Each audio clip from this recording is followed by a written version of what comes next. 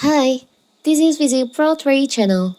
In today's video, I will show you how to remove story from Instagram highlight. Before you get started, don't forget to subscribe and turn on the notification to keep you updated about this channel. So, let's go.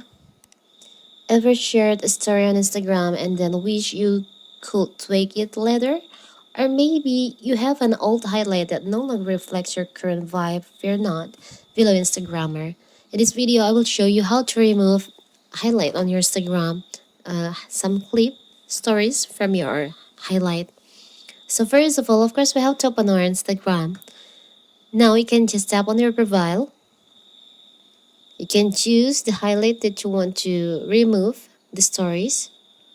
I will choose this one for the example. So I have two clips, I have two stories on this highlight and I want to delete one of them. So you can choose on the stories that you want to remove from this highlight.